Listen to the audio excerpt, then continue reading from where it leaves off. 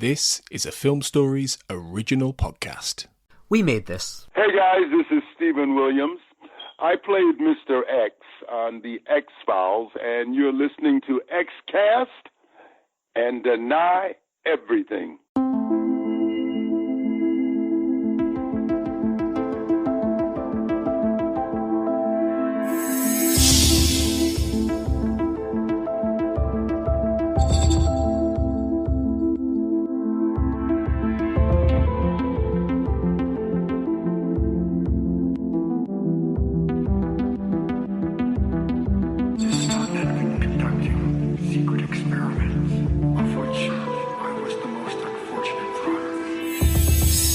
Welcome back, everyone, to the X-Cast. The truth is in here. It's been a while since I've said that, actually. It's been a good few months. I'm Tony Black, your host, and it's season 4! Woohoo! Just woken up the neighbourhood there, and I've also kept awake my guest for episode 1 of our season 4 coverage, Mr. Darren Mooney. It had to be you, Darren. We did plenty of season 3 together. We did Talitha Kumi. You had to be back on for the beginning of season 4. Thank you very much, and we're picking up right where we left off. We're standing in the middle of a quarry as a menacing man wanders towards us. But don't worry, we're going to spend a whole 5 minutes running through that quarry in order to evade him. Yep, with some sort of Mark Snowy sort of techno action music going on at the same time. So yeah, we're talking Herrenvolk today, the opening episode of the 4th season. This episode aired originally on October the 4th, 1996. It was written by Chris Carter, of course, and directed by R.W. Goodwin. And obviously, this episode features, or picks up, as you say, after the cliffhanger of Talitha Kumi, where Mulder has the stiletto in his hand. He's protecting Jeremiah Smith. Scully's sort of there because she, did crop up occasionally in the season 3 finale, we talked about before. And the alien shapeshifter, bounty hunter, is stalking towards them. And obviously, they do get out of that, and then off go Mulder and Jeremiah for a nice little road trip into Canada, where they discover a little bit more about bees, clones, and, well, more confusion. So what you're saying is it's basically the X-Files version of, planes, trains, and automobiles, It's that rip-roaring cross-country adventure. It's like Easy Rider, but with, a government... One of them's a government bureaucrat. The other one is the son of a man who helped plot the alien colonization of the planet. Together, they're going to Canada. Somebody needs to cut a trailer with that, seriously, for this episode. Put it onto YouTube, it'd be gold. I'd say, but that's it. It's like Scully's also, off doing some, FBI scientific investigation stuff, trying to tie together all the mythology threads. This is the poster child for Scully ditching, I think is what they call it. It's like... It really is. The your example. It's like if you want to explain Scully ditching in a single episode, it's like, hey, Mulder's on a boat, and then he's in a car, and Scully is doing the actual work. She is. She is doing the work in this episode, for sure. But yeah, that's essentially the meat of the main story. And as we always do, season 4 of the X-Cast is going to be the same format, the same formula. You know what we do by now if you're listening. So, Darren, what would you give the season 4 premiere Herrenvolk out of 10? And what did you think of the episode? This is interesting because I don't necessarily love this. I think I'd like it a bit more than most, but I also suspect that my rating will seem borderline cruel using those metrics. This will be a solid 4.5 or 5 out of 10 for me. Which is, the whole point of having a 10-point scale is that you use the entire thing. So this is a mid-tier sort of episode, which is a shame because I think we both came off like Talitha Kumi. I think we both gave it 8, 8.5, 9 out of 10, which was sort of a very high grade.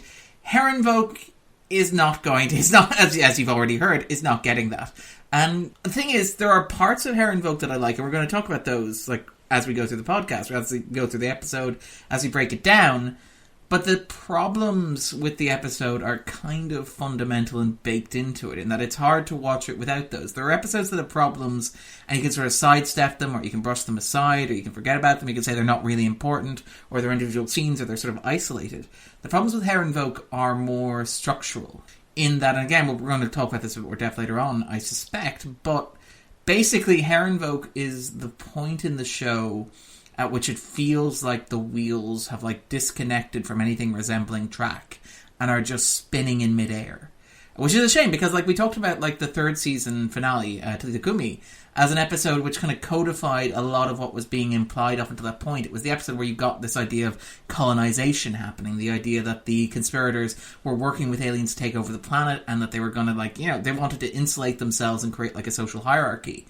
Herrenvolk does a very weird thing where on a number of small levels it gives you lots of tiny information. Like, there are a lot of parts of Herrenvolk which will be like iconic and recognizable and people will associate with the X-Files. So, you know, the children of the whatever that weird thing they're growing is, for example, the clones, the blonde hair, the Samantha Mulders, but even the bees, for example, which are an iconic part of the X-Files lore, an essential part of it. You know, the cock-blocking bees that are essentially like set up like a year ahead of production, 2 years ahead of release, which is some very good foreshadowing on the part of Chris Carter.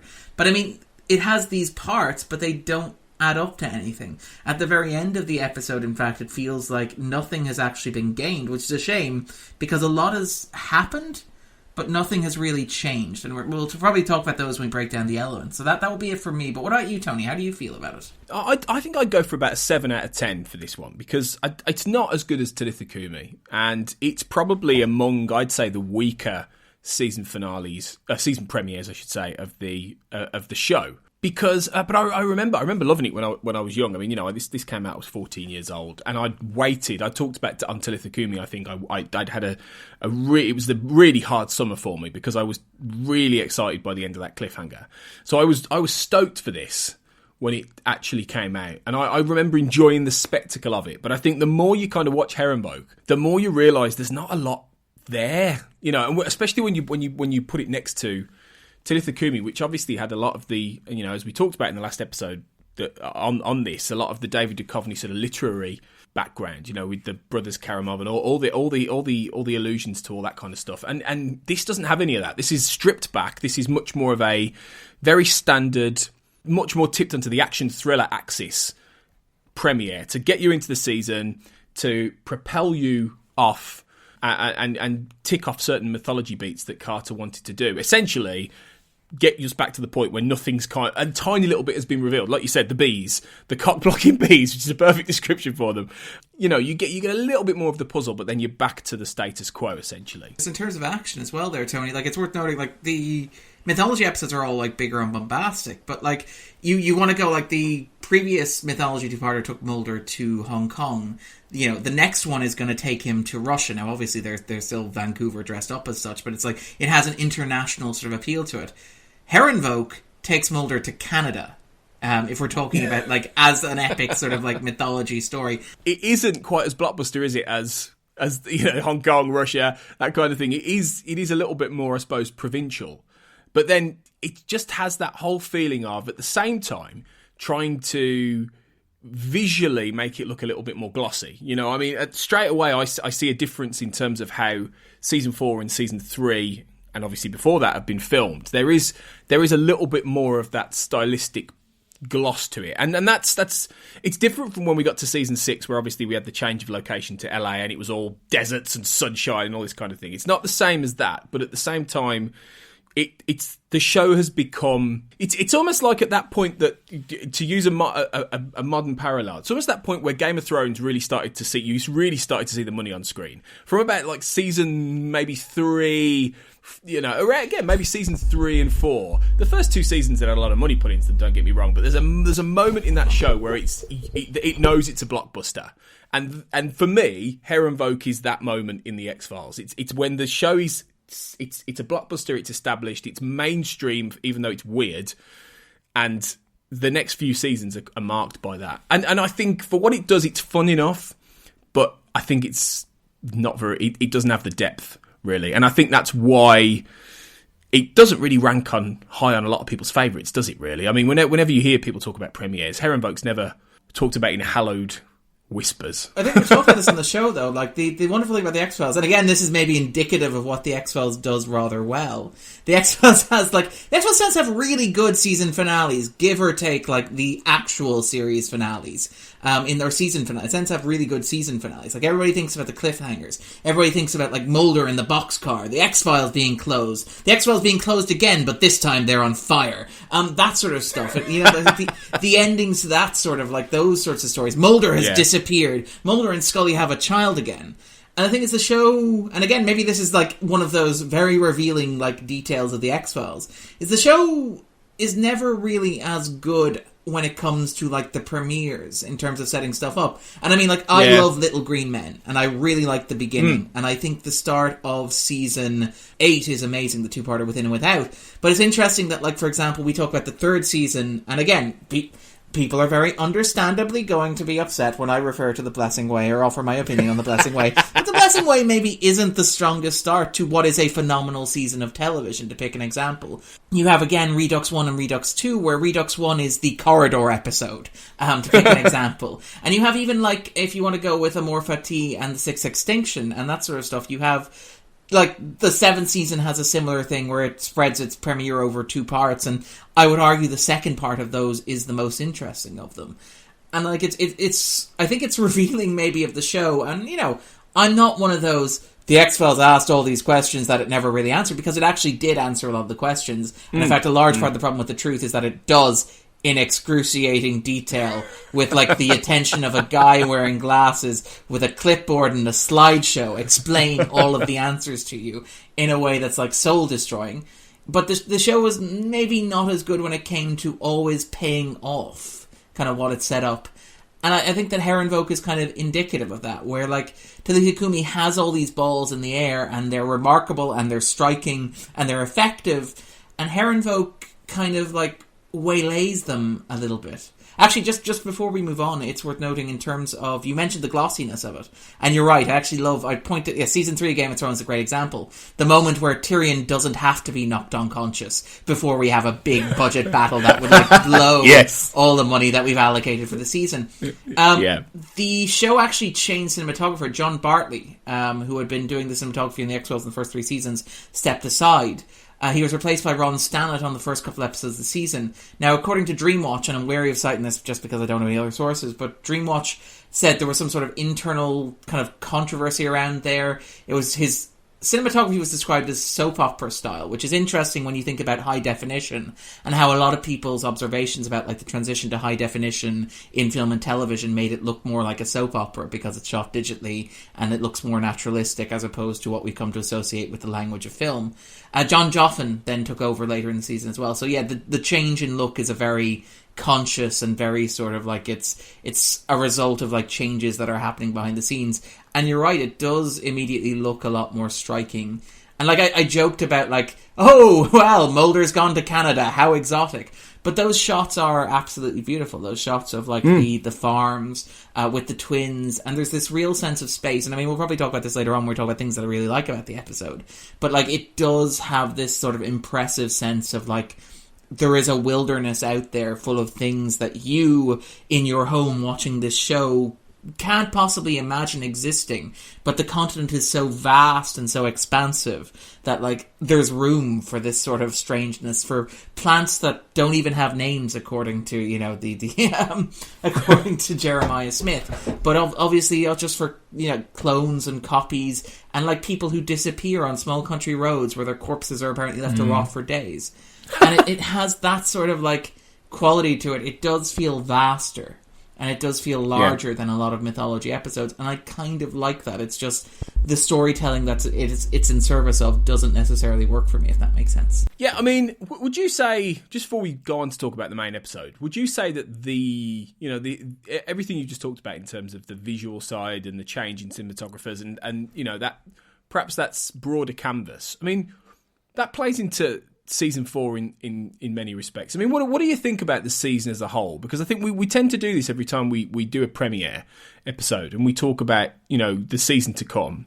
I mean, what are your thoughts on broadly on season 4? This is interesting because I mean, there are a lot of people who will point to season 4 as like the greatest season of the X-Files, and that's entirely justified. It contains some of the best episodes in the highest possible concentration. So it, for example, includes episodes that I'm really fond of, like Musings of a Cigarette-Smoking Man, Never Again, which are quite controversial. But even if you take those out, they have episodes like Home, which is universally beloved, Paper Hearts, which is universally beloved, The Cancer Arc with Scully, Leonard Betts, Memento Mori, but even things like Tempest Fugitive Max, which don't get enough credit, and then obviously Small Potatoes, which a lot of people like, even though I'm not entirely fond of it. But it has this, like, it has all these really great elements in it that people absolutely love.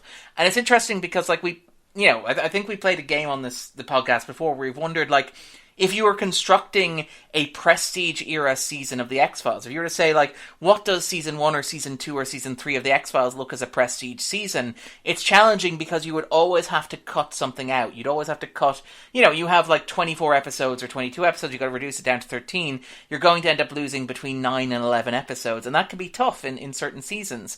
The thing about Season 4 is that it's quite clear which ones are the good ones and which ones are not, because for every...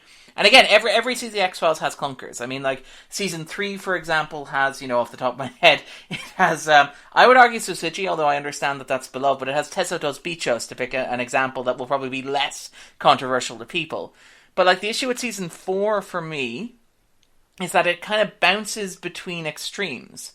So, like, you have, to start off the season, you have Herrenvolk, which I don't think is very good, but, I mean, I understand that there are people who like it. We're going to talk about the IMDb score on this as well. I'm quite curious what that is. But you have then you go to Home, which is one of the all-time great episodes. A lot of people would have that in their top 10. You bounce from Home to Teleco, and it's like, well, it's What If Tombs, but racist. And then you go from Teleco to Unruhe, which is really great. I really, really love Unruhe. I think it's a solid episode. You have, like, The Field Where I Died, where people are, like, controversial. And then you've got Sanguinarium, which is, like, best thing you can say about Sanguinarium is that it's fun, I guess. It's completely off the wall, yeah. And then you're, like, bouncing around between Tunguska, Terma. Paper Hearts is great. El Mundo Giro. Leonard Betts, wait, Never Again, and you have this sort of, like, thing, you have Unrequited in there, you got Synchrony, you've got, like, all this stuff that doesn't really fit, and that's kind of what holds it back as a season for me. That's why, while I understand and respect people who are like, Season 4 is the best season ever, for me, it doesn't work as well as, say, Season 3, which is one of the all-time great seasons of American television, particularly in, like, the 24-episode format, or Season 5, which also has this consistent through line, and, like, it has a thematic kind of coherency that gets it over some of the humps that Season 4 doesn't necessarily have. And even Season 8, which, while the individual episodes are not necessarily all-timers, I think Season 8 has a flow and a structure to it that helps it as a season of television. The issue with Season 4 is that it often just feels like a mess of episodes thrown together, sort of thrown against the wall, without any real coherence or coherent theme. I mean, famously, the Scully arc that happens in the middle of the season is something that happened on the spur of the moment because Darren Morgan wasn't able to get his script done on time.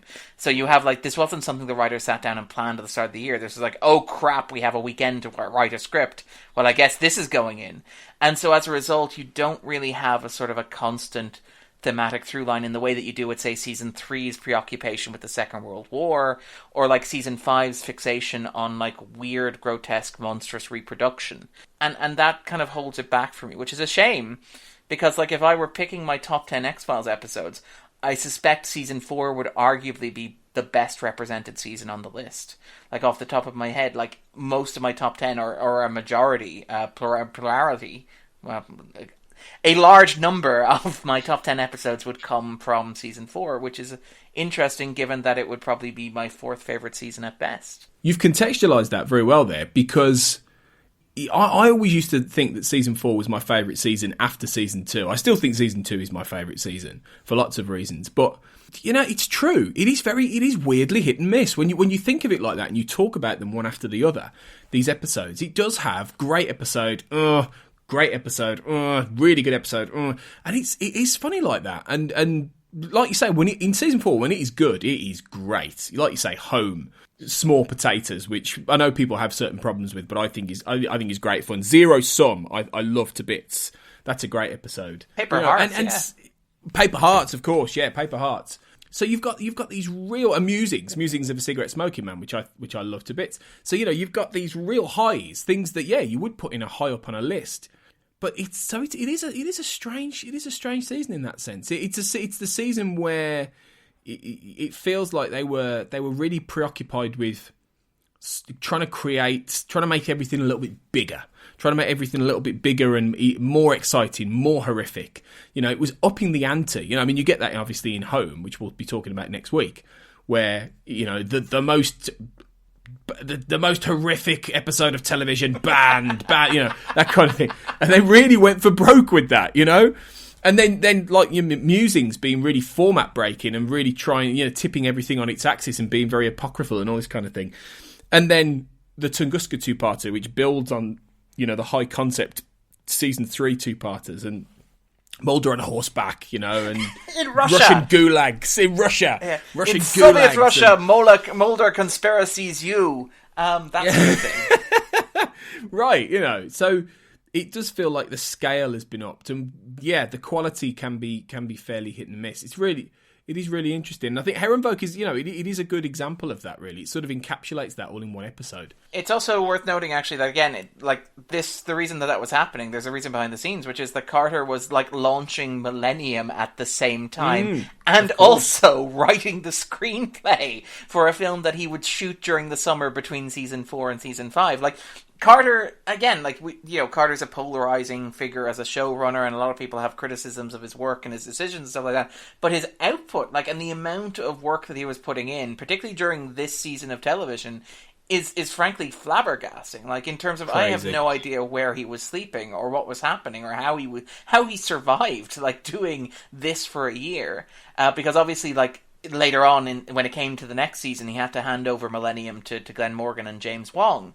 But, it feels like, and again, while what he's doing is phenomenal in terms of work, this, we're talking the bones of 46 episodes of television and a feature film in the space of this, 12-month period, and which is astounding. I can't produce a single episode of television in a 12-month period, Tony. But again, he's doing that, and while that's staggering as an accomplishment, and I am still in awe of the fact that he was able to do it.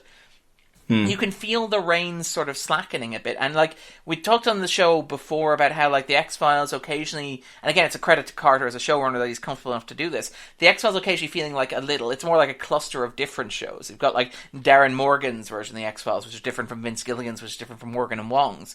But what happens with Season 4, when Carter's kind of attention is on Millennium and on the X-Files, is that really seems to explode. The show almost seems to tear itself apart. The 4 most controversial episodes of the season are all Morgan and Wong joints, and you can tell that there's no adult in the house to tell them they can't do that, which is great, by the way. I adore all 4 of those episodes, but again, they feel very much like the show is Daddy's away. What are we going to do? And you have that sort of thing running through it, where there's a real...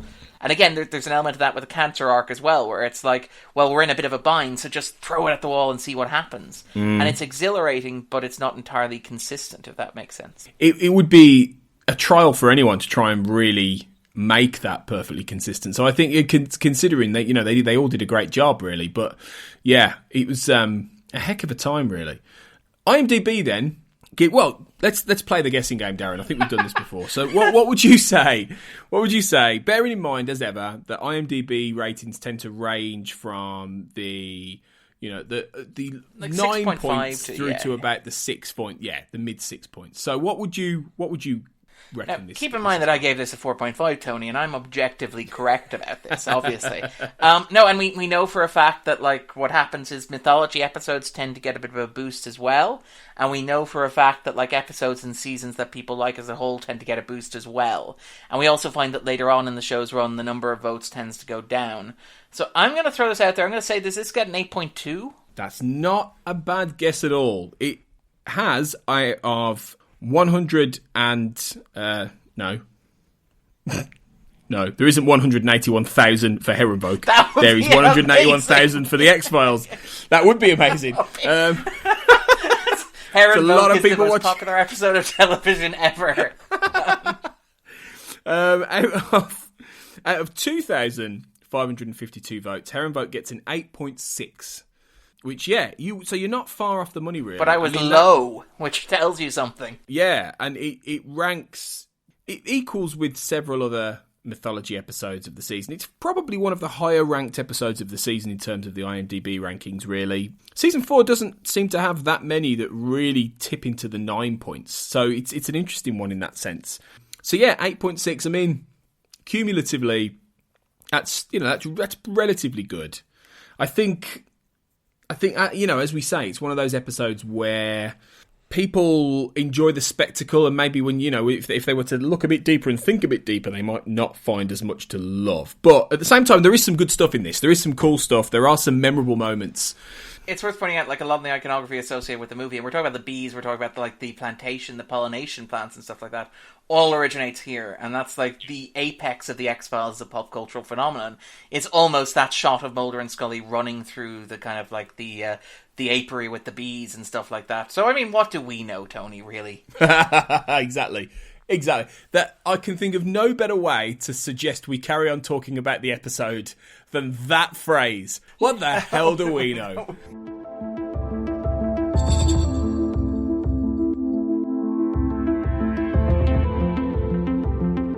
Herrenvolk begins. Herrenvolk, incidentally, the title is German for Master Race, which, is pretty self-explanatory given the blonde boy clones that we see in the teaser, the cold open, which it's in Canada, eh?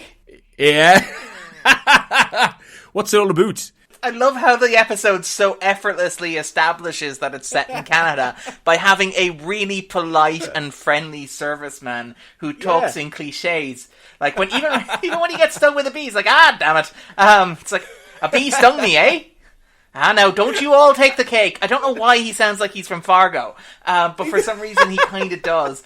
I love that the X-Files is like, we've been shooting in Canada, we've been in, Vancouver for, at this stage, 3 years. I feel like we can manage to portray Canada with cultural sensitivity, insight, and nuance. Let's apply all of that to the opening scene of this episode. Hey, the amazing. X-Files was famous for cultural sensitivity, Darren. It's famous for it. But yeah, sorry to any Canadians who we may have offended, because there's probably a lot of Canadian listeners. But, we do love you. All of you. Tony, don't they all just take the cake? They all just take the cake, eh?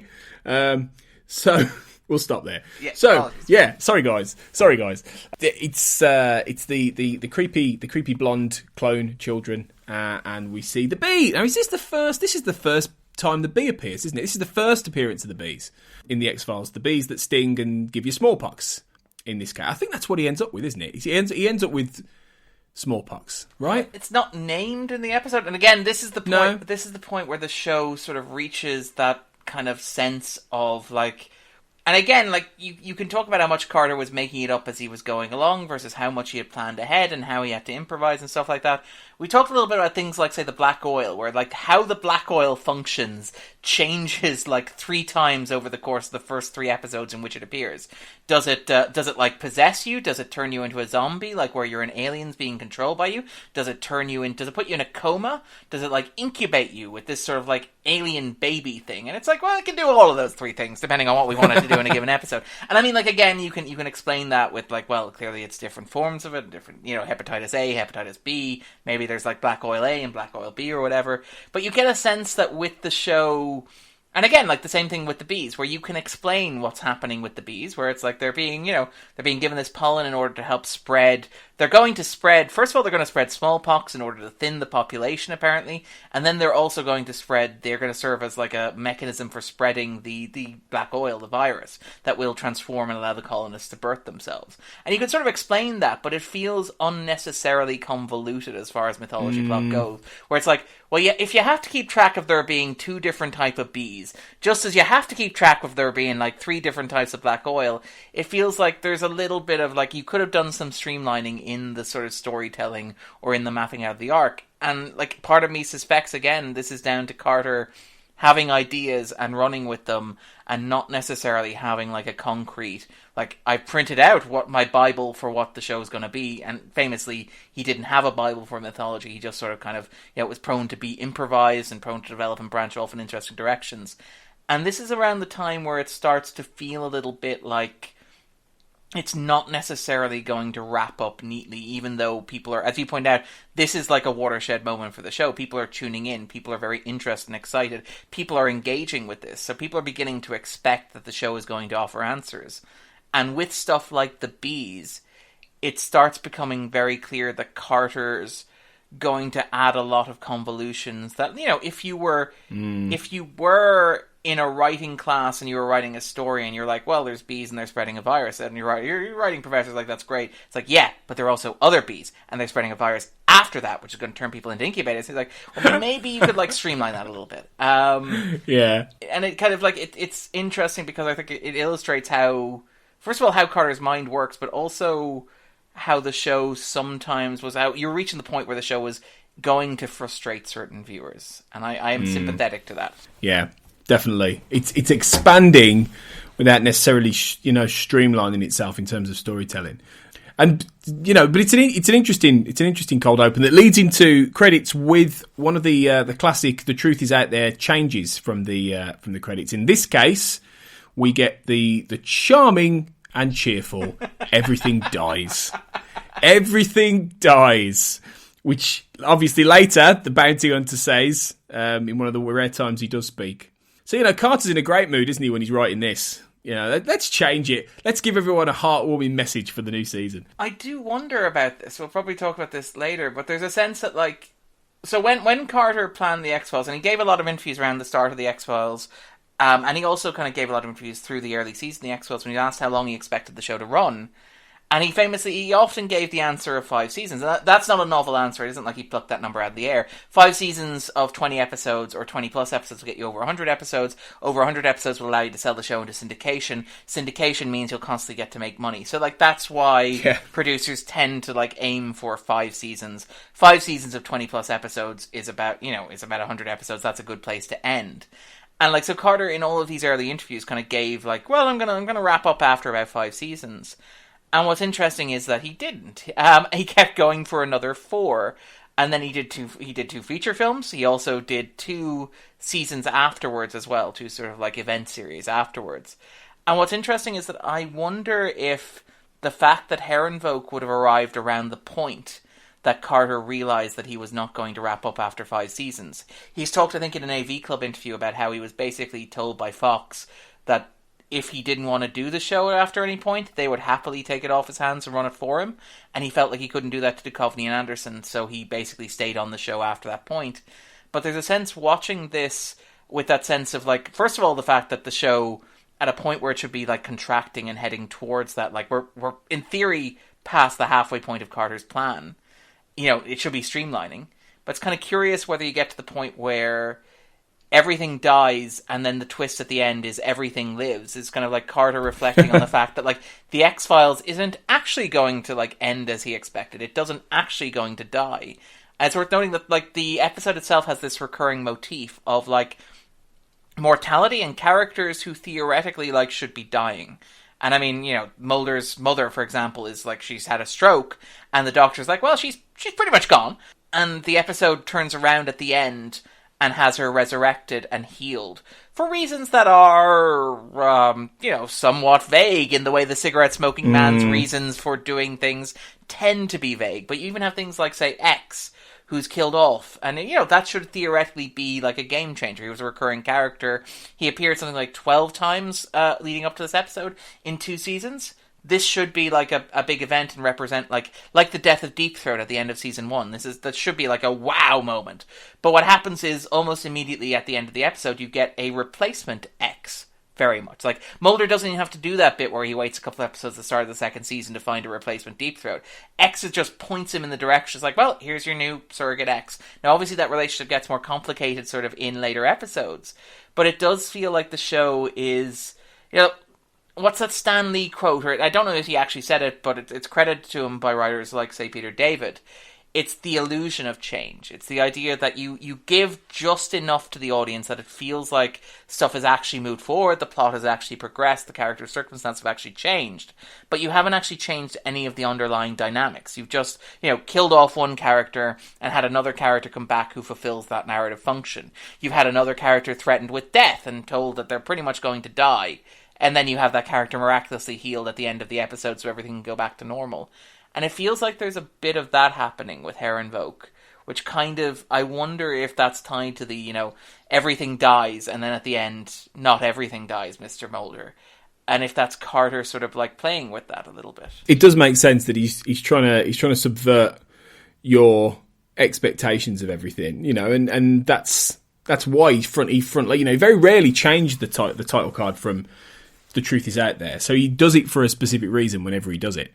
But yeah, it's obviously then leads into the leads us back into the end of the cliffhanger, and it picks up directly after that cliffhanger. Now the Blessing Way didn't quite do that. The Blessing Way sort of moved things on a little bit and then got back into the story. This one really does, and the Erlenmeyer flask obviously didn't do that. That moved on into Little Green Men, into a different scenario. This one literally has us back in that quarry with Mulder with the stiletto, and oh my god, how do we get out of this? And as it turns out, how they get out of it is by running. A lot of running, really. Which the thing is, right? That I'm not going to lie, that was a disappointment, because the way it's set up at the end of Talitha, it looks like he's really boxed into a corner. That they all are. There's no getting away. They've got to fight this guy. They've got to find a way to take this guy down, right? But luckily, some stairs. Let's bolt. And you're like, well, okay.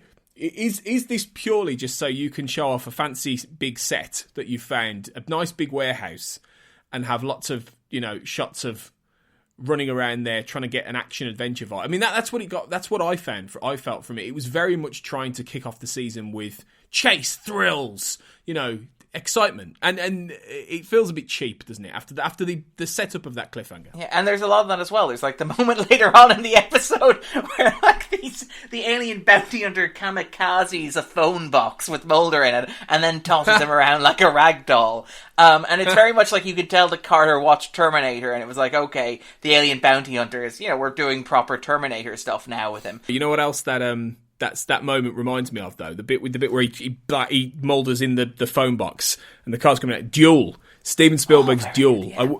I wonder if that was a nod to that, because there's a great moment in that film where the truck is coming in to hit him in the phone box. It could have been. And it is, and Carter's like a huge Spielberg fan. He's talked about like Raiders of the Lost Ark, seeing Raiders of the Lost Ark in the cinema being the moment that Carter, as like a writer, realised that he wanted to make like films and television. He wanted to tell stories on a screen. So I would not be surprised to see that. And obviously Spielberg is like one of the great definitive American filmmakers, but his influence on the X-Files is particularly strong, so that would not surprise me at all. It's also, when you mentioned that, like, the idea of that cliffhanger and the resolution, again, like, and I'm hesitant to do, like, I'm hesitant to do this. I don't have any behind-the-scenes information. Never interviewed Carter about this. Never talked to anybody who worked on the show. But I wonder if, like, one of the criticisms of, like, the second season cliffhanger that I've read and that I've heard online, I've seen with various sort of interviews, and it's something that comes out of the criticism of The Blessing Way. And it's maybe like a kind of a Flanderization of the criticism of The Blessing Way, where it's like, Mulder was trapped in the boxcar at the end of the second season with smoke pouring in, fire burning, under a mountain of dead bodies. And it's like, well, the cliffhanger afterwards just picked up with him having magically gotten away. And I've seen criticism of the third season premiere that is along those lines. It's like, well, it's a cheat. It's like you showed Mulder in danger, and then, like, at the start of the next season, you had him out of danger miraculously. Now, that's ignoring the idea that, well, first of all, you saw that the alien crawled out at the start of Anasazi from the remains, or, like, the body. Whether it's an experimental victim or an alien, you saw that it crawled out of the crater, sort of, like, into the rocks where it could be found. So, like, obviously there's precedent there, and you know that there's a way out like that. It's also entirely possible that you know that there are benign forces at work in the world that maybe might have helped guide Mulder out or transport Mulder out. So, it's not a plot hole in that sense in terms of the world of the X-Files. But I can see that, like, a lot of people would have been upset with that, and I've read reviews where they are. And I wonder if, and again, this is maybe me reading too much into it, but the start of Herrenvolk, which is like, well, we've put Mulder in another life-threatening situation. The people on the internet are going to complain if we don't show exactly how he got out of it. So, first act of episode 1, season 4, is going to be Mulder running around a lot. And I kind of wonder if there's very much one of those, like, be careful what you wish for aspects of it, where it's like, well, you wanted to see how Mulder got out of this situation and put him in? Well, watch. Yeah, I think that there could be some truth to that. I mean, it's perfectly fine. You know, that whole sequence is perfectly fine. But I mean, the thing that gets me with it is ultimately, you know, the bounty hunter chases him, blah blah blah blah. Mulder manages to do what he's been told works and stab him in the neck, right, with the stiletto, right. This is the only way to kill him, right? You've got to stab him in the back of the neck. Okay, no, doesn't work. So, I mean, is it one of those things where Carter intentionally is fudging his own internal mythology and his own internal rules? Or is it one of those things that the X-Files classically does in that, well, it might not actually be true what these people are saying. You know, it might be that X was told that's how you kill him, and maybe that just was never the case. Maybe you can't kill him. Maybe, you know, do you know what I mean? Is it? Do you think that was a gaffe? Do you think that was intentional? Do you think that was all part of the plan? This is kind of like weirdly interesting because again we talked about this on like Talitha Kumi with like the stiletto being a really crap Excalibur, and again like we talked about like the show tends to I think it does fudge these things like so like in the 8th season premiere as well. I think Scully's able to kill a bounty hunter by shooting the back of his neck with a gun and a regular bullet. So I think that there is some fudging there, and again like this is one of the things where it feels almost like Carter's immediately setting up. You have this idea where the show has told you everything dies, like in the opening credits, and you have the alien bounty hunter who's been killed in the exact way that Mulder's been told how to kill him, using the weapon that, as you pointed out, the entire purpose of the last episode was to get a hold of. And so, like, the story is building to this gigantic moment of Mulder killing a dragon using really crap Excalibur, and then it just sort of does nothing. He, like, pulls himself back out of the wood chips. And, like, it's really great. It's really atmospheric. It looks fantastic.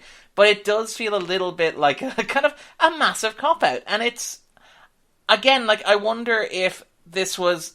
And, like, I'm cautious about crediting too much of this to Carter being like, well, hey, screw you guys. Or being like, hey, I have to keep this going, and this is like an abstract, like metaphorical representation of what I'm doing as a writer, where it's like, well, the plot should theoretically progress past this point, but now I've realized that I'm not going to be wrapping up the show at the end of season 5 like I planned, because Fox wants to keep it on the air, because Fox want to have a movie and a 6th season, which is becoming increasingly clear at this point of the show's run. And I wonder if there's an element of that as well to it, where it's like, not even the bad guy dies, despite the fact that I've told you that everybody should be dying. It does feel very deliberate and very much a choice. Because, I mean, as much as Carter gets flack as a writer, there's no way in which he forgot that, like, putting it in the back of the alien's neck should kill it, and no way in which he thought as a writer that, like, being told that you should put it in the back of the neck and putting it in the back of the neck gives you enough wiggle room that you could say, well, hey, it was really more of like the upper lower back area that he managed to stab, really. Kind of, Mulder got the scalp, really. Yeah, you didn't quite get the right back of the neck. You know, it was bit to the left. And that's, yeah, I know.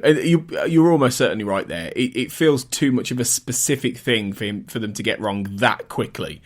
So, yeah, I mean, it is a bit of a cop-out, I guess. But, it functions in terms of, like you say, the Terminator aspect of the plot of this guy, stalking after them as they head to Canada, and as we talked about, it becomes a road trip for Mulder and Jeremiah. Has to be said, though, Darren. They go a long way in that boat, in a car. What the hell were they talking about? Radio stations.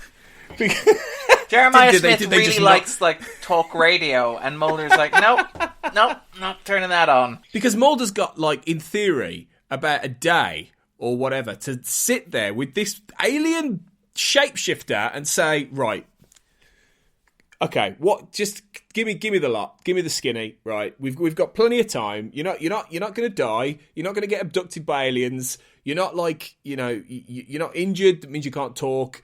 You please just tell me everything you can about the entire conspiracy, your alien race, the history of it all. Just give me the lot. I really love the idea of Jeremiah Smith just being. He's very polite, but he's very quiet. Just enjoy the silence. It's like, have you seen Lady Bird? Yes. the bit at the start of Ladybird where, afterwards where, like, Ladybird's going to put on the next tape and she's like, let's just sit with that a moment. Her mother's like, let's just sit with that a moment. I like to imagine that that's what Mulder and, like, Jeremiah's road trip was. It was like, well, Mulder's like, so you know the way you told me that it's a plot for colonization to take over the world and to, like, install a new origin of species? And it's like, where are we going after this? What's next? What's the plan? And Jeremiah's just sitting there going, let's just let that sit with you for a while. It's the only explanation. It really is. I feel like there's at least an entire episode that you could have made with this car journey. Like, I mean, for me, it's a tie-in. If anyone's still writing these anthology X-Files stories, these prose stories, like, just seriously, you've got a winner there. The car journey in Herrenvolk, because I want to know what happens. Mulder and Jeremiah's bogus journey. But yeah, anyway, if you put that aside, then I suppose the whole crux of this is that what having, I suppose, Tina in the hospital dying does is it gives Mulder even more of an imperative to go with Jeremiah and ultimately try and get his help. Because I mean that adds an extra dimension to it, I guess, doesn't it? Really, that he's got a reason. Not just his own selfish reasons, but he's got a reason to keep this guy around to protect him, because ultimately, he's trying to save his mother's life, and I think that's a nice aspect to it. Yeah, I mean, like, I've been fairly harsh about Herrenvolk. Like, just to talk about one of the things that I really, really like about the episode is that it's that rare, and again, this is something that happens on the show very rarely. The show does this, like, as a whole in its Monster of the Week episodes very, very well, in the sense of, like, unlimited, vast American wilderness. The idea that Mulder and Scully get in a car and they go, or in a plane, but when they get off the plane, they get in a car and they go somewhere, and it's this little community that has its own little secrets that are clustered away. I mean, like, next week you've got Home coming along, which is, like, the greatest example of that. It's like the community of Home, which has its own little secrets, its own monsters that are lurking in the shadows, and, like, the light that's creeping in, and the fact that they're going to have to retreat from that light further into, like, the shadows. But America is vast enough that they can do that. And again, the standalone episodes do that very well. I can think of, like, Detour off the top of my head, which is one about, like, well, we're, cutting down the forest, but there are monsters living in there. Even, like, Darkness Falls is another forest episode where it's like, the wilderness is so vast that you have these things that have been hiding there for so long that people have never encountered them until this logging company goes in there. And it's rare that you really get that with a mythology episode to an extent. Like, I mean, you have stuff like the discovery of the black oil at the bottom of the sea in the last two-parter, but you rarely have that sense of, like, getting in a car and driving across the American wilderness, and very literally the American wilderness. They go to Canada, so it's the North American continent. And the idea that the North American continent is so vast and so alien to a certain extent that it can have all this wonder and surprise and mystery in there. It's very telling. Again, you want to talk about things that like Herrenvolk as a reflection of what Carter was thinking about thematically, and, like, just in terms of imagery when he was writing the film, because he went to Hawaii, I believe, over Christmas with Frank Spotnitz, and they hashed out the basic plot and script of Fight the Future there around the time, so this would have been what would have been cooking in his head.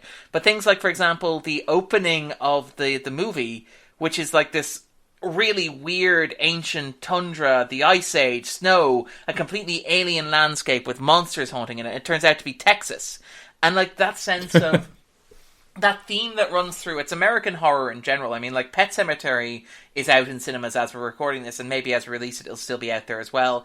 But that idea of, like, there's a moment in Pet Sematary where the family who have moved into a house that has like, grounds that contain an ancient Indian burial ground, because of course they do. But there's a moment where one of the characters asks their old neighbor, Jeb, how far back is the boundary line? And Jeb replies with, and it's great.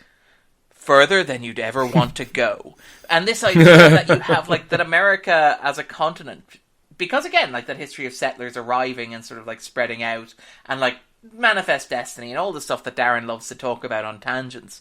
But, like, this idea that America is so large that it has these weird and eccentric spaces populated by, again, in the standalone stories, the Monster of the Week stories, by monsters, by demons, by towns that have secrets that they've hidden so well that could never possibly be uncovered, by Jesus slugs, for example, by cannibal cults. Like, America is this weird eccentric space, and it's magical because of that.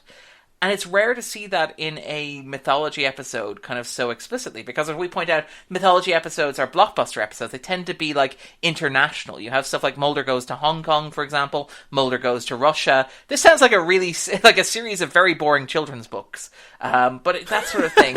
Whereas you have episodes, and again, it's something I really like. Nicey and 731 kind of do it to a certain extent with the train line, because obviously trains are this huge part of the American frontier and a part of the national sort of consciousness and a part of the iconography and history of the continent, and they kind of evoke that idea of exploration. But Herrenvolk does it as well, and I really like it. It's the rare episode where so much time is spent driving and traveling and journeying, and like in the wilderness, as opposed to wandering through corridors or office buildings or cityscapes. Like there's that really, even the teaser where the most Canadian repairman in the world like dies. That scene ends with the kids disappearing off into the long grass over the hills, as if to suggest that like where you're living in America, if you're watching this, there could be a plantation populated by, like, children of the corn, like, just over the hills from you, and you would never realize, because the country and the continent is so large, and so vast, and so, like, contains multitudes. And I really like that in, like, American pop culture in general, but the X-Files in particular, and I like that Herrenvolk sort of encapsulates that to a certain extent. It's something I really love about the episode, which, I feel like it's important to stress, given how much I've kicked it. Also, I will note, in terms of kicking Herrenvolk a little bit, the dialogue is not great, and it's kind of funny that we were talking again about the idea of Jeremiah Smith and Mulder not really talking to one another, and part of me wonders if that's because, like, Jeremiah Smith in this episode as opposed to Lethe-Cummy, because to Lethe-Cummy he's a little bit mystical, a little bit prone to talking in abstraction, but here he goes, like, full Chris Carter, and again, I say this loving Chris Carter from the bottom of my heart, but, like, you have dialogue where it's like, if they're willing to kill me and then face the consequences of their actions and stand before your ineffectual justice system, I will be dead. I won't be able to save your mother. The work will go on. The plan will continue to be executed. And at least, like, 2/3 of that could probably be trimmed. Yeah, and it's like when Mulder, it's a bit purple. Yeah, and when Mulder's like, what are they growing there? And he's like, a flowering shrub. But its specific epithet can't be found in any of your taxonomic charts. And it's like, you could just tell me you don't know, Jeremiah. There's a lot of that. Simple. I don't know what it is. I think the thing is, I suppose it's interesting because he goes from into Lethe-Cummy. He's very much, like you said, mystical. He's very much almost like, we did discuss this, the way he's positioned as a cosmic, prophet, sort of angel sort of figure. There's a lot more religious mysticism tied up with Jeremiah in that episode, with obviously, the whole healing with the palm of your hand and all that. Whereas in this, he's more like, and I know that the whole point of what the Smoky Man was doing to him in that psychological breakdown was that, you are chattel, all that kind of thing. But in this, he just really feels like a version of an informant for Mulder, a version of a bit more of a mystical alien informant, but somebody who is designed to deliver information, and it always struck me how strange his fate in this ended up being. It's like the way they shot it was really weird, in that he's just sort of shambling off, collapsing onto the ground, and that's it. You never see him. Well, okay, you do see maybe him again in season 8, but that could just as easily be a clone. It might not be the same. It probably isn't the same guy, in fact. But, it's really strange. It's like, for all the build-up, it's like, well, what happened to him? Like, you don't even see that. The murder happens off screen. It's like... Yeah, it does. It does. The execution happens off screen. And I guess, we've been given enough information to infer that the bounty hunter killed Jeremiah, more than likely killed Samantha Clone, and mopped up all the evidence and everything like that. But still, you feel a little bit like, well, what happened there? Like, it's a bit like an ending that just finishes, and just in order to get Mulder to where he needs to be. And you think, well, it's a shame, because Jeremiah I think he drew a bit of the short straw here as a character. I love the idea that the alien bounty hunter, after he knocks out Mulder, kind of sighs, rolls up his sleeves, like, well, here's my 9 to 5. It's like, the interesting part of my day is over and done with. Now comes the killing. But there's and you can tell, and it's funny you should talk about that change in Jeremiah Smith. Like, I wonder if, and maybe this is just me, but it's like when I'm watching the episode, you can tell that Roy Thins, who was so good in Talitha Kumi, and he's good, he has really good moments here, and interestingly enough, he has really good moments here that like bounce off really bad moments, where it's like you can feel, and again, I'm cautious about projecting or reading too much into it, but like watching Thins when he's delivering those exposition dumps, those Chris Carter dumps, like there are actors who do that very well. And I think Duchovny is much better at it than he's typically given credit for. But there are actors who are either like unable to find a way to articulate that particular style of dialogue because they're from a naturalistic school, or they're used to work, they don't have that background in like theater, for example. They used to working in film and television where dialogue is sort of shorter and more grounded. But like when Thins is doing that stuff, it really looks like he's kind of zoned out almost as an actor. And you're right, it could be a performance choice. It's very much he's more like a drone here. But it does feel like you've lost a bit of the spark that he had in Talitha Kumi, where, like, in Talitha Kumi you had this idea of Jeremiah Smith being the man who couldn't stand by and do nothing. Like, what makes this character interesting is the fact that he's not a drone. Is the idea that, like, he was programmed and he has a role to fill, and he's decided that he has a moral imperative not to do it. But, like, it really seems at times like he's on autopilot here, where he's delivering exposition to Mulder and, like, let's drive across the country and sit in silence, contemplating what we've learned. It doesn't really click in the same way that it did in Talitha Kumi. No, it doesn't, and it that kind of flowery dialogue that you describe, it's very clear, and it is a bit of a shame. It feels like he sort of just falls off a cliff in a way, like a plot cliff in a way by the end, which is a real shame. I suppose it's also part of the fact that this episode's packing a lot into the mix. You've got the road trip, you've got the fact that Mulder meets Samantha, again, and in this case, it's a different version of Samantha. In that, where in Colony, when he meets grown-up Samantha, it feels much. In fact, I always thought this was interesting about Herrenvolk, because Mulder, when he meets Samantha, child clone Samantha, and he's told by Jeremiah, this is basically a clone of your sister, right? Who is working this flowering shrub for incubating whatever's going on with the bees, which we don't know at the time. He interacts with Samantha, and his instinct is that it is his sister. That he's found his sister. On some level, he knows that it's not, but it doesn't matter. The way he interacts with Samantha, the way he tries to protect her. And to take her with him as well. And to take her with, to take it with him. Knowing full well that this isn't his sister, his sister would have aged. This is not her. But it doesn't matter to him. The psychology is that he's so desperate to find her. I thought Carter didn't necessarily have to throw that into the episode. You could have just have it be the Nazi boys, where the blonde Nazi boys.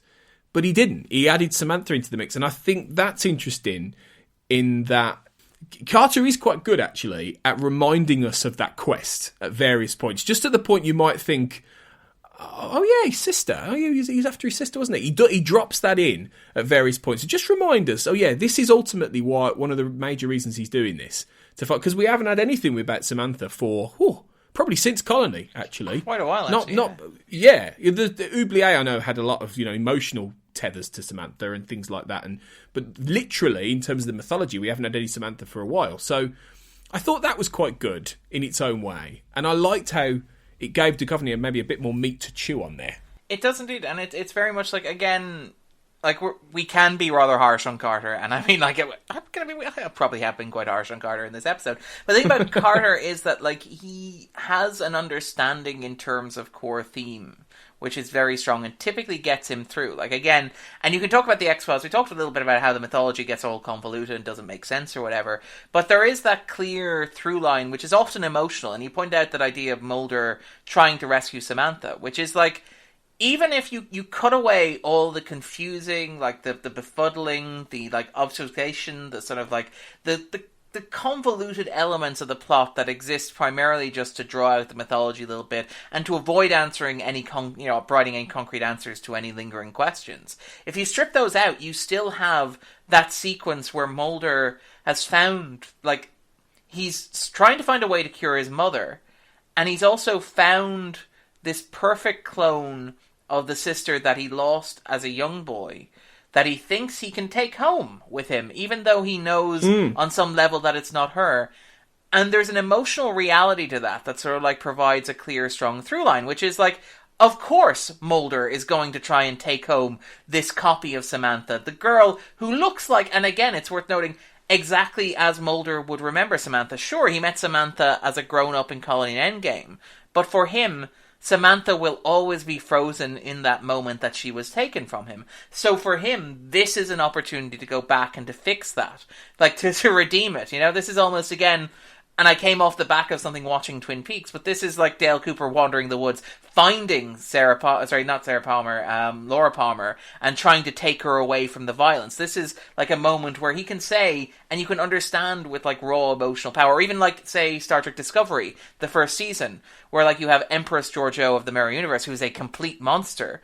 But from the point of view of Michael Burnham, emotionally it makes sense that she's a surrogate for like the captain that she lost, the mother figure that she saw die in front of her as a result of her decisions and her actions.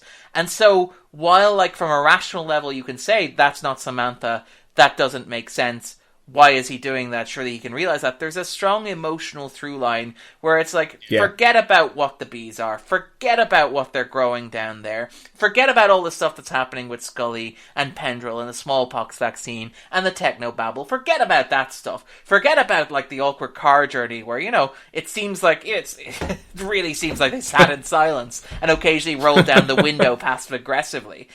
Because you have that moment where it's like Mulder believes he can reunite his family, because that's his primary quest over the course of the show. And one of the reasons I like the 8th season finale so much is the idea that Mulder is trying to put back the pieces that won't fit. He's trying to help his mother, who had a stroke, while trying to remember something traumatic, because the act of remembering what happened to you in the X-Files is actually a traumatic experience of itself.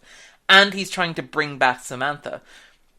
It's ironic because, like, Mulder is at, like, a really low ebb in this episode, but, like, as you get towards the climax, there's this weird, almost, like, Greek myth type quality. It's, you know, that idea of, is it Orpheus in the underworld? Where it's like, Mulder, his mother is dying, his sister was abducted when he was a child, but in this moment, he believes that he can both, and it's telling that he has both the young Samantha and Jeremiah Smith with him. Mulder believes in that moment that he can take Jeremiah Smith to heal his mother and bring Samantha back, which will go a long way towards restoring, the broken family unit. I mean, you could go even further and make a very spurious argument that we just saw Jeremiah Smith transform himself into Bill Mulder, and you would have the complete Mulder family, like the assorted set, all the action figures assembled. But I do think that there's an interesting kind of emotional purity there that kind of carries the episode over maybe some very craggy, very rocky, very sort of like unstable terrain. And you do have to work a little bit to get to that, don't you? That's the thing. I suppose, you know, it's not maybe as clear cut in the scripting and in the actual narrative, because it does get a bit lost under all the well, there's no way to the technobabble, because in some respects, all the kind of stuff that Jeremiah says is sort of the variant of Star Trek technobabble. You know, all that, the specific epithet and all that kind of thing. It's like, well, okay, we get that he's talking. A lot in of time to read a thesaurus when working at the U.S. Census, apparently. Right. So, you know, if you were to strip that away, you could maybe get to some of these more core theme ideas, which are a little bit more mythological in the classical sense, which is really interesting. And I suppose, you know, it is what Carter does sometimes struggle to get that balance right with, but nonetheless, I mean, that side of it is the propulsive center of it. But, you know, and ultimately Mulder loses it all. He finds out a little bit more of the piece of the puzzle, but he can't save Jeremiah. He can't save this version of Samantha. And then at the same time, you've got, again, a separate plot for Scully. Although I think Scully fares better in this one. You know, she fares better in this one than she does in Talitha Kumi. In Talitha Kumi, she was really relegated just to the sidelines, really. Whereas in this, she does get massively sort of, you know, we know Mulder is famous for his hanging up without even giving her any, you know, information. This one, where he's basically on a boat and she's going, "Where are you going?" And he's like, Canada. Like, it's like, do you know what I mean? We've reached that point in our relationship where I don't feel I have to justify this. Yeah, it's Canada. And you think, well, poor Scully, because she's left basically having to try and figure out the like you say, do all the work. She's left all the in the legwork. literal wasteland. Like it's not even like she could hop on the boat and we'll drop you somewhere more populated. It's like we'll drop you by a road up here. It's like no, you stay in like the really creepy wasteland. Yeah, and then get attacked by the resurrected bounty hunter. Briefly, in that whole "where are they going?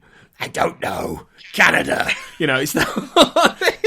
Tony, and you feel for Scully. I feel like this is a weird point to have reached like 3 seasons into the X-Files, but have you ever thought that Mulder might actually be the worst sometimes? Yeah.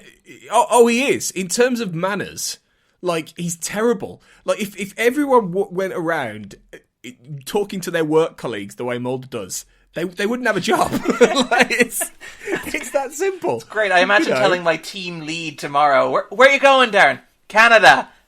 Canada.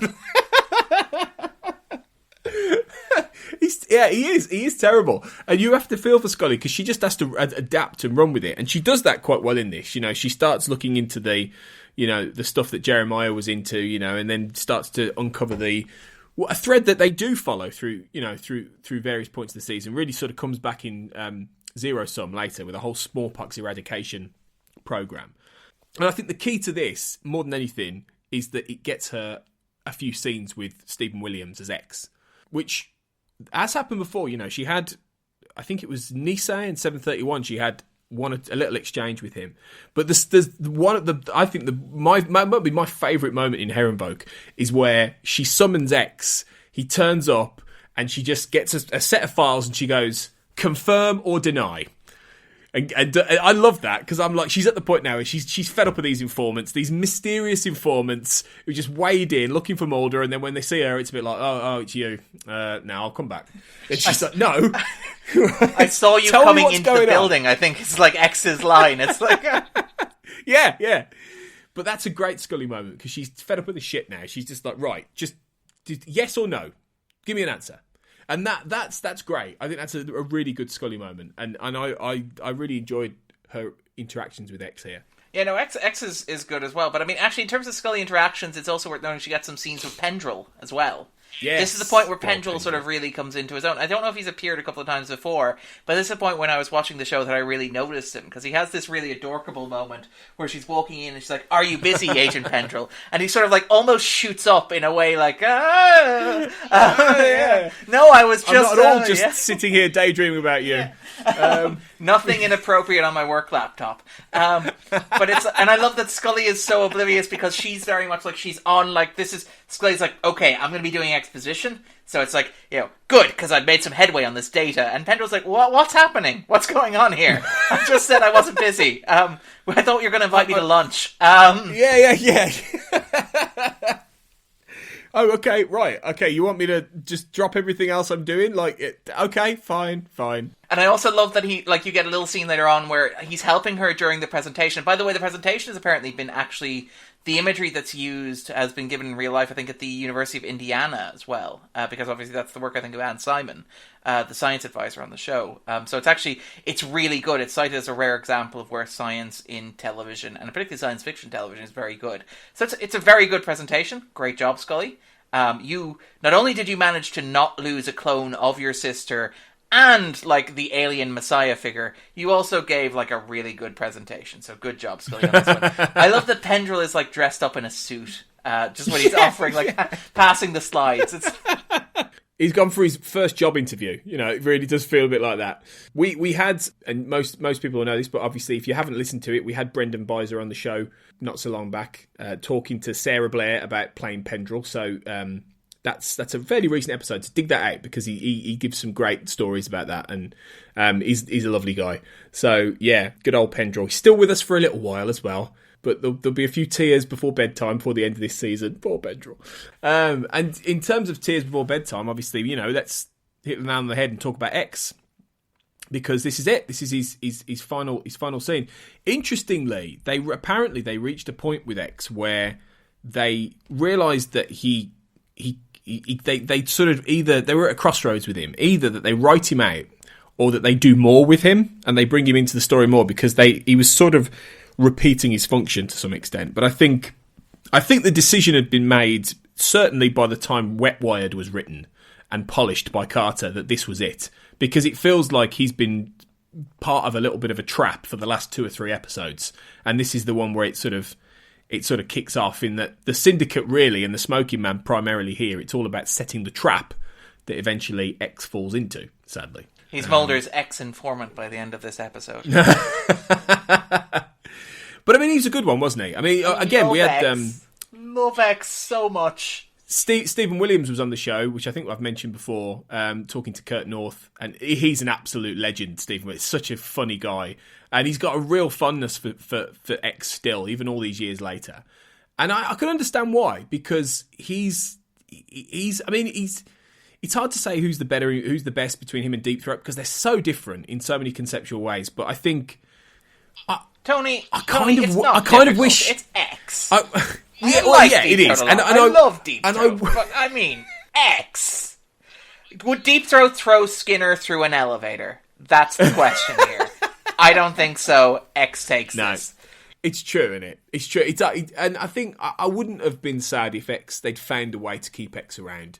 I'll be honest. I think there was still room to keep him around for a bit longer. The man has X appeal. You just can't fight it. It's a decent enough death. I don't know if it's quite as good or maybe as iconic in terms of the show as Deep Throat's was, but I think it's a good way for him to go out, and it's just a bit of a shame in a way, because I just miss him. And he never gets that sort of like level of Deep Throat where Deep Throat kind of comes back a couple of times over the course of it. And even when he's not coming back, you have like the gravestone that they visit. You have obviously X comes back in like The Truth, as where he appears as a ghost, but also like Unusual Suspects in season 5 where he has a small role.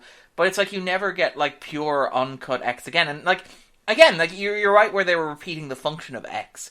But X was just great fun, even when you slotted him into those obligatory, like, Deep Throat things, like, say, for example, Soft Light, because it was very clear that the man had, like, X had his own stuff going on. And, like, that always sort of, like, shone through. You could always imagine that X was, like, in the middle of doing something very important when Mulder was like, hey, come help me solve this plot. I've hit a bit of a hurdle. Yeah. Soldiers are dying. Voodoo or something. I don't know. Help me out here. And you could sort of, like, you really got a sense of, like, X being like, I got out of bed for this. Which is great. Yeah, it is. It's nothing. I don't think anything tops the Endgame moment where, how was the opera? Wonderful. I've never slept better.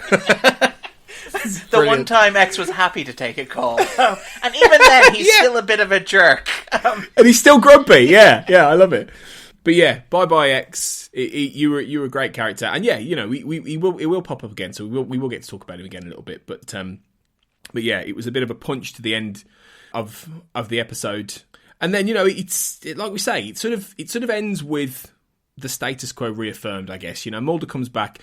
The whole sequence at the end, which is I like about how it's sort of again speaking to the idea that you don't want to make a crusade out of Mulder's quest when the Smoking Man says, you know, the fiercest enemy is the man who has nothing left to lose, and we all know how important Mulder is to the equation. I quite like that because and that's why Tina's healed in the end, and I think it's a good way of not overcooking that, but reminding everyone that yes, the reason they haven't killed Mulder ultimately yet is because you could cause more harm.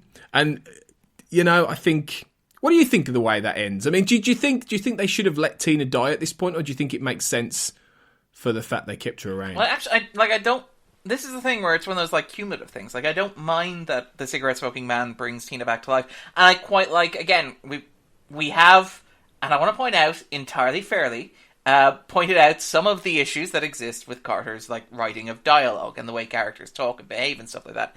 But one of the things I actually quite like about Herrenvolk, and that scene in particular, is that there's a real sense of, like, the smoking man is lying through his teeth. That, like, that even when he's saying that, like, well, and I love that the bounty hunter's like, why am I doing this? Do you have any idea how much paperwork this is going to generate? It's like, and you're like, dude, you can heal people with your hands. Like, we'll buy you a coffee afterwards. It's really not that big a deal for you. Don't make a scene.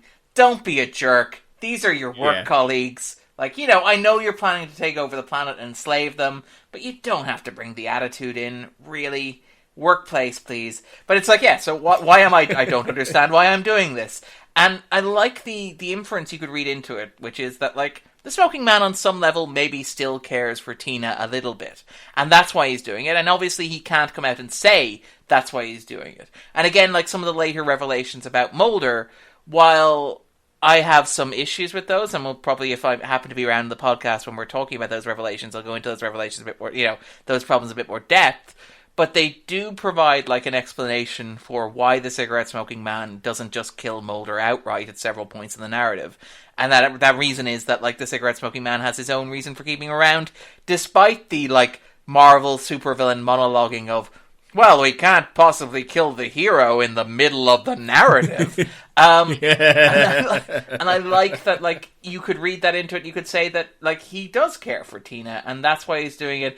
And this is just, like, grand purple prose rhetoric that he's going to sell this, like, alien on it, because one imagines that, like, the bounty hunter's not going to be too keen on, well, somebody has to appreciate my water skiing, am I right? As, like, a motivation for, like, this convenient last-minute resurrection of a woman that he had an affair with, and, like, you can argue about whether the smoking man is capable of loving anybody but himself, but clearly has some affection for. And I quite like that aspect of it. And so I don't mind that Tina doesn't die at the end of the episode. It's just everything resetting back to zero feels like a cheat. And in particular, I'm thinking of, like, the bit where X dies and where he's replaced almost immediately by Marita Covarrubias, who, by the way, despite the fact that she's around for the entire rest of the show, because the actor at that time was sort of blowing up and like having a very successful career, X appears in, I think, 12 episodes in, like, from the point where he appears in Sleepless through to his death here. And that's over the space of under 2 seasons. Marita Covarrubias is around for 6 years and appears in a total of 10 episodes in total. And it's kind of, it really, that's one of the things where it feels like the writing staff kind of got themselves in a bit of a bind in terms of production. Because you hear a lot of stories about, like, plans that they had for Marita and what they wanted to do with the character. And it's always like, yeah, but you know, Laurie was busy. So we had to do something else instead.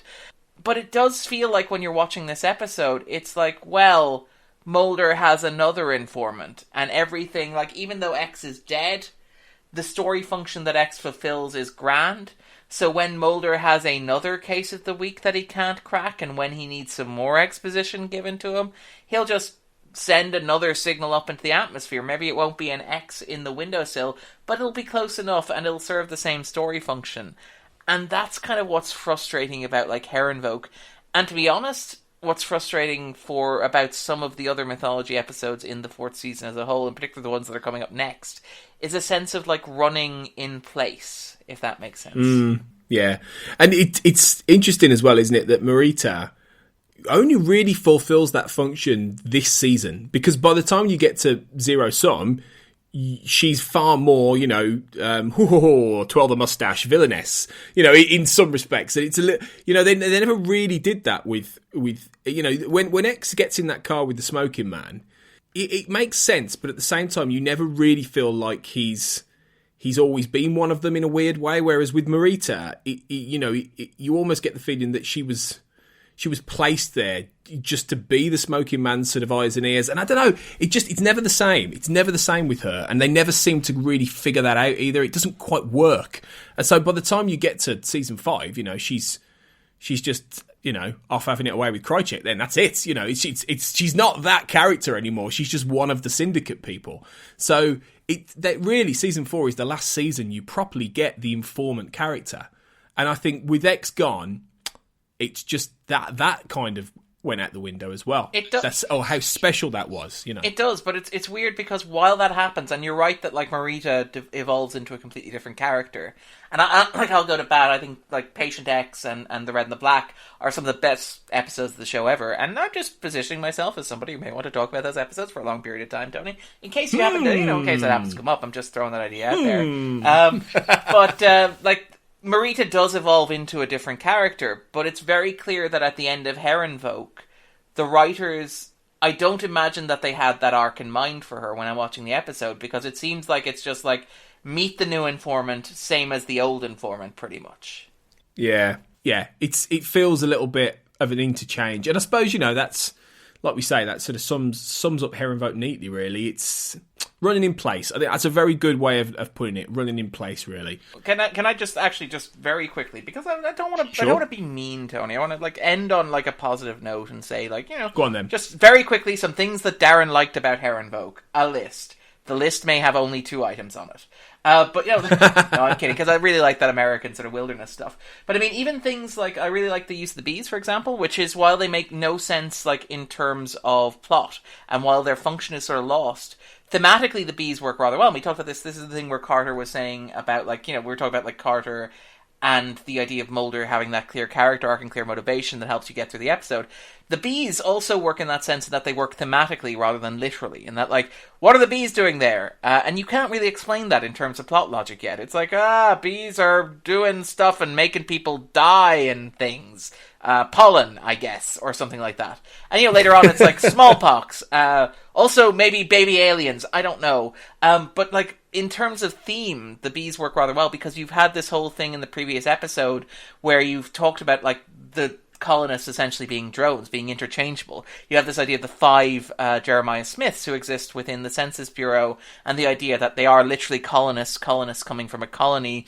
And, like, even here you have that hegemony, the idea of, like, the origin of species, but even the idea of, like, the Aryan and the Herrenvolk, but the idea that, like, what you're going to be seeing in, like, the future that's controlled by these aliens is a stripping away of identity, personality, diversity, and anything that makes you unique, and instead, like, having clones and clones of children, like a beehive or a colony. And so the bees work well as a metaphor in that sense, sort of thematically, and I really like that about the episode.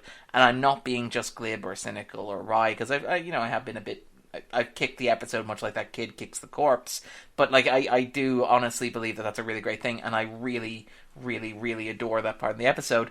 And again, there's a really small thing that comes up thematically, and it's tied into stuff the X-Files does rather well. I'll be very quick on this, but it's this idea of missing parents, and, like, the idea of, like, a generation failing their kids. And it's something that's rooted very much in the 70s, and what the show is very concerned about is this idea that, like, parents, you know...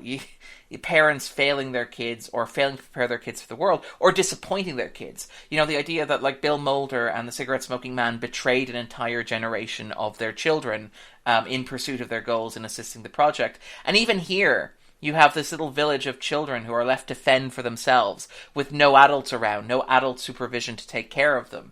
And you have this idea of, like, Mulder actually literally asks who take care of them. Jeremiah Smith says they take care of themselves. Parenting is unnecessary, a needless division of energy.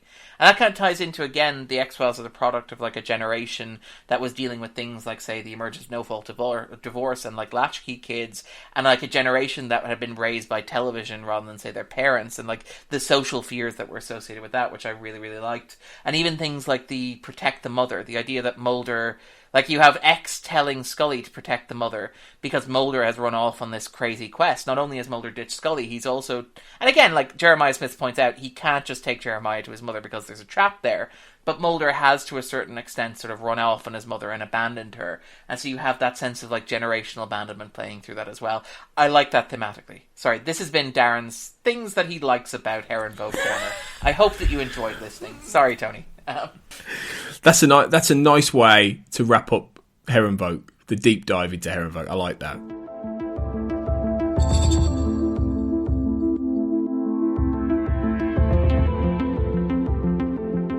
We've got some listener feedback before we fully head off. Now, people in the Facebook group will laugh because I'd completely forgotten to ask for listener feedback until about 40 minutes into our conversation, Darren, and then I quickly got on Facebook and I was like, oh, Yes. Can you be quick? Give me some feedback. And to the credit of our wonderful community on the Facebook group, that we've had quite a few responses, and they've done it quite quickly. Some really good Listeners ones. will be pleased to hear people. that myself and Tony spent a full 40 minutes in a car journey getting to this podcast, and we never once talked about this. We know exactly. So we've got some good listener feedback. So we'll pick through a little bit of this. Cathy Glinski, good old Cathy G, says, Hi, Cathy. Hi, Cathy. In a recent rewatch of this episode, I was struck by Mulder's misplaced guilt over his family's destruction. He ditched Scully to go after Smith to heal his mother. He offered the bounty hunter his life in exchange for Smith to save her. And he tried to bring his mother a little girl to replace the one she lost. He was devastated by his failure to accomplish any of that. It tells us a lot about Mulder that he holds himself responsible for things he had no control over. That's a great little piece of analysis, I think. It sort of builds off some of the things we've said, but really, really insightful.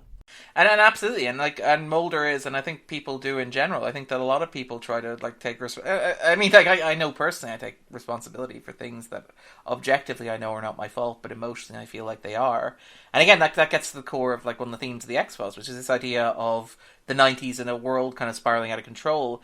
And the thing about conspiracy theory, and it runs through the season, and it's worth noting that the fourth season plays with this idea of conspiracy theory, most obviously in Musing the Cigarette Smoking Man, but also even in kind of little ways with Gethsemane at the end of the season, where you have this idea that conspiracy theory is appealing to people because it allows the world to make sense and to allow it to explain things that are random and arbitrary and cruel. And to a certain extent, that's what the conspiracy kind of allows Mulder to do. It allows him to make sense of things that are random and arbitrary. And we talked to I was talking about Latchkey Kids and No Fault Divorce, but it is very much the conspiracy allows Mulder to explain and to understand and to place a quantifiable reason on his parents' divorce, to pick an example, and the mysterious disappearance of his sister. And those are things that happen to people all the time. People have families that have broken up. People lose relatives at a young age, or any age, to be entirely honest, and want a reason to search for it. And Mulder has that, and it's one that, again, we talked about the emotional through line of the show being really strong, even in an episode like this where the plotting isn't necessarily as tight. And I really like that about it. I think it's great. I think it's very effective. Yeah, it really is. I completely agree there. James Driver says, I feel, and again, this is sort of off the back of some of the stuff we've said, I feel like Carter was very much torn between this and the beginning of Millennium, with his new show being the strongest season premiere. I love the imagery of the farm and the idea of the clone kids as drones and the bees. The bees! Not the bees! Not the bees! James, that's got to be where you were going with this. Always happy to see the bounty hunter. I need to know the reasons why this must be, which is obviously what he says at the end to the Smoking Man. Tone is strange and bleak and doesn't feel like any other season opener, which is cool, but the promise of answers that are simply repromised and the overlong chase with cool Mark Snow industrial clanging, yeah, I quite like that as well, kind of makes the episode feel a little empty. Awesome revelations discovered by Scully, her and Pendrell working together is always cool. So yeah, I like it. It's an oddity with some cool images and ideas, and marks the beginning of one of my favourite seasons. It's a nice little sum up there, and I think that's it. It's a nice. I think James has got a nice balance there of the things that do and don't work really with the episode. Ali Gordon finally says, quotes one thing that Scully says: "Nothing happens in contradiction to nature, only in contradiction to what we know of it. So that's a place to start. That's where the hope is." One of my favourite quotes ever of the X-Files. Mulder is very in character. Ditching Scully to possibly a bounty hunter and then telling her he's fine was not one of his finest moments. True. Mulder is very the true, worst. Ali. Yes. He's the worst. He is the worst. I love him, but he's the worst. He is the worst. The young clones were not scary. It felt less scary than a nice trip to the forest. X's death was a shock that I hated then, but I find good now. For once, talking about characters' death in the show. I like the opposition between everything dies from the bounty hunter and not everything dies Mr. Mulder from Marita, which we mentioned earlier. Marita echoes Scully's quote and hope. Looking back, I feel a softness and hope about it, opposing violence and darkness. It is in my favourite season openings. Interesting that, it's... Maybe I was wrong when I said a lot of people don't really love Herrenvolk as an opener. Maybe it's got more fans than I gave it credit for, really. I told you, Tony. What do we know? We've just talked for an hour and a half, apparently. Yeah, what the hell? What the hell do we know? It's like from Jose Chung. How the hell should I know? It's like, what the hell do we know? A great way to sort of end the podcast. Yeah, that's it. What the hell do we know? But yeah, thanks, guys. Thanks to any of you who got some feedback in. We really appreciate it. Even if I'm really late, this is a record of how late I've been to post for a mailbag. Absolute halfway through recording the episode. So well done, guys, for some really great analysis. They were really good, considering I asked for it like half an hour ago. But they weren't really good, considering they were really good. They were just really good. Yeah. Just really insightful. So cheers, guys.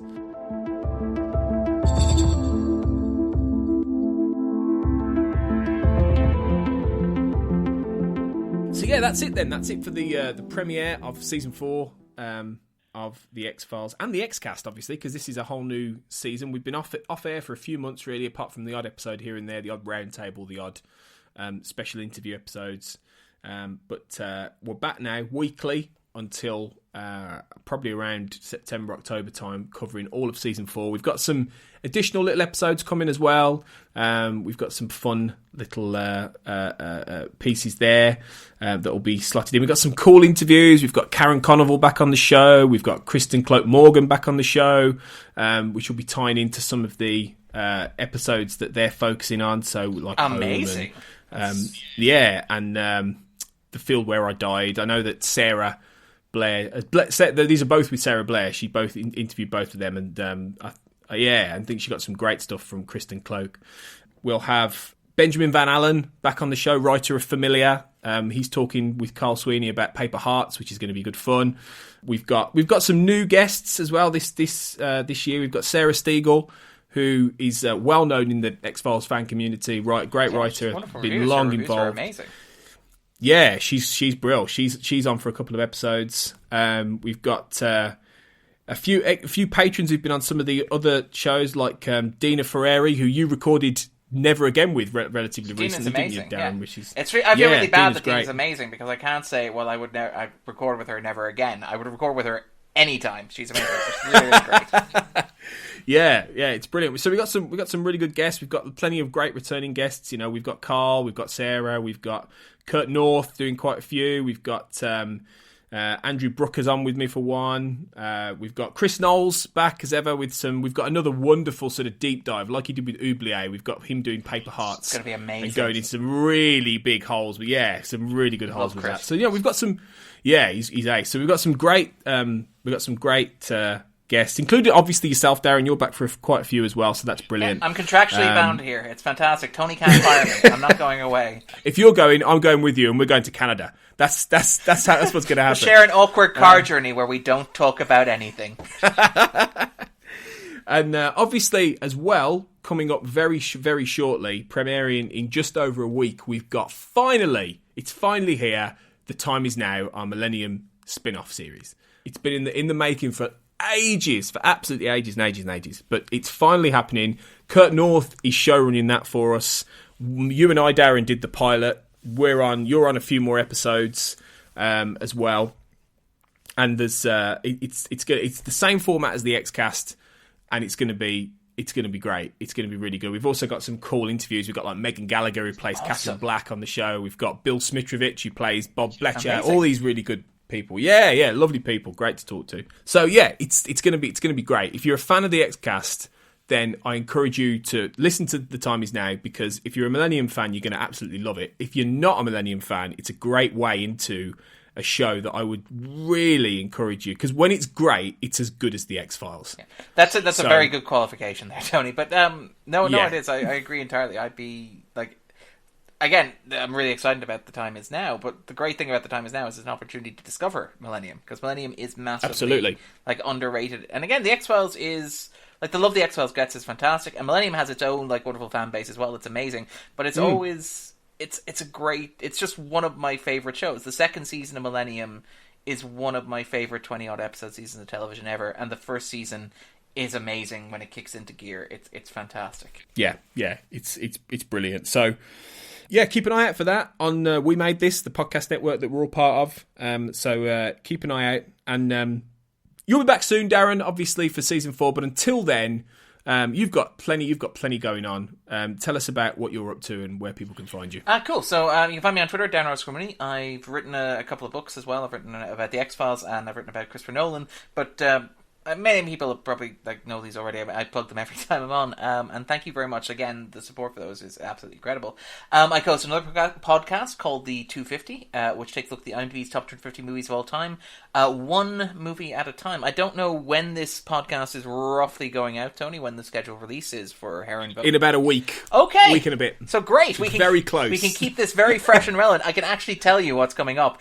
So in terms of podcast episodes that'll be coming up as this is released, we'll be doing our annual Anime April season, which is great because awesome alliteration is fantastic. But we'll be covering some of the Japanese animated films on the list with our anime experts, including the wonderful Graham Day and Marion Cassidy. This year, we're taking a break from Studio Ghibli to discuss non-Ghibli movies on there, including Hayao Miyazaki's Nausicaa and the Valley of the Wind, which predates the existence of Studio Ghibli, but also Akira, the 1988 sort of Japanese animated classic. Then, as we reach the end of the month, we'll be segueing neatly. We'll be having the wonderful Phil Bagnall in joining us to talk about The Avengers, the one, the only classic Avengers, and absolutely no other film that's called The Avengers. And then, hopefully, with a bit of luck, Tony, if we can find some time in our schedule, or your schedule, and, if our contract with you is ironclad, because we negotiate those terms very strongly, we may be able to drag you back to talk about Avengers Endgame when it inevitably makes the list, assuming that you didn't disappear with the snap, Tony. If I was snapped out of existence, well, I'm happy to join the fight. Whatever it takes, Darren. Whatever it takes to take down Thanos. Yeah, I'm there. Just tell me when. You're the Steve Rogers to my Hawkeye, apparently. I've done well out of that, actually. Although, maybe not. Maybe my time is limited. We shall see. I'm just rocking a mullet. Yeah.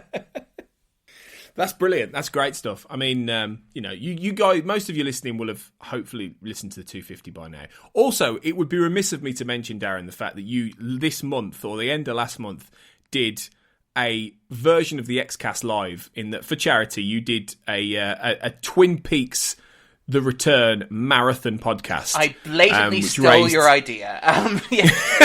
Unashamedly and unapologetically. Tony was a huge inspiration for this, and we thank him on the show as well, and we credit him as well. And he was really good at giving advice for this as well. Really, really vital advice, including things like eat lots of carbohydrates, stay alive, drink lots of water, like the actual important stuff, which was great. And Tony really was fantastic. But it was the Xcast Live which was an inspiration. Again, if anybody listened to the Xcast Live, I am in awe of it. I was in awe of it listening to it.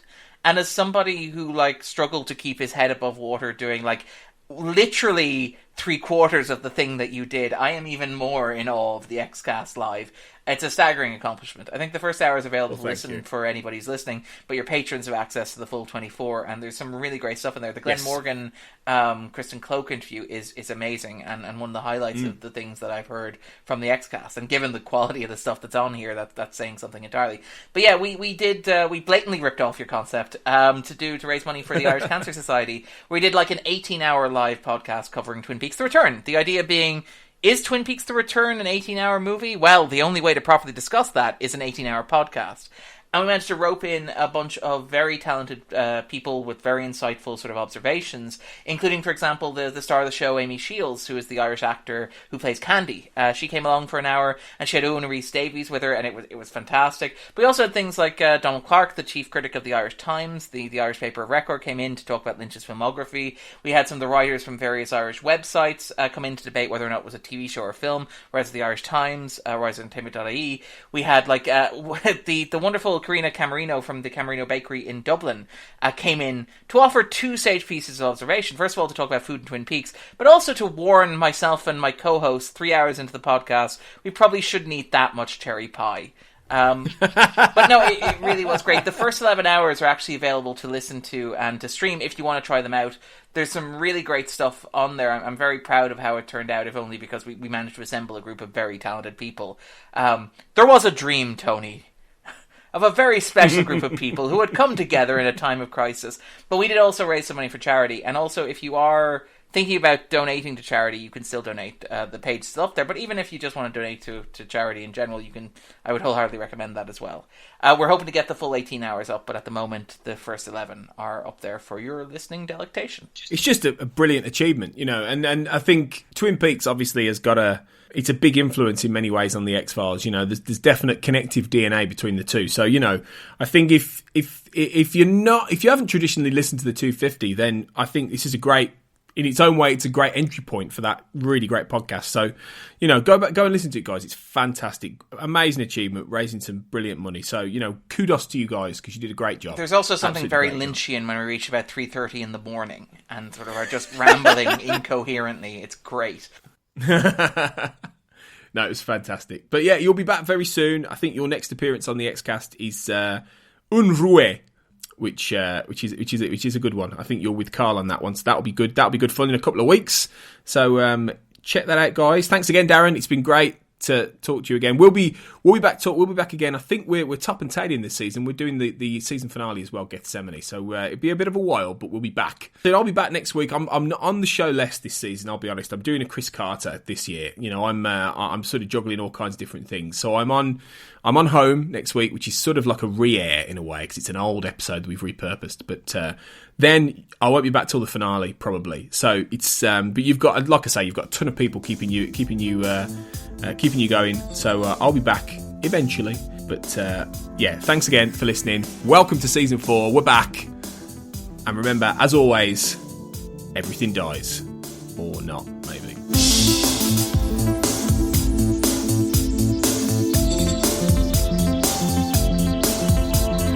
The Xcast, an X-Files podcast, is produced and hosted by Tony Black, alongside a dedicated team of podcasters and X-Files fans. You can find the show on Twitter at the X_cast, on Facebook by typing in the Xcast, or inside our group, the X-Files Basement, an Xcast podcast fan group, plus on Instagram by typing in the XFcast. If you're a fan of the show, why not support us on Patreon? Exclusive bonus episodes, early access to new episodes, plus become part of our Xcast community in the Patreon department. To see our monthly subscription options, just head to patreon.com/the Xcast. That's patreon.com/the Xcast. We'd love to see you join our Patreon community. We're also part of the We Made This podcast network at We Made This Pod on Twitter and We Made This on Facebook. You can find a range of shows on TV, film, music and popular culture in general on the network. Thanks for listening, and we'll see you next time.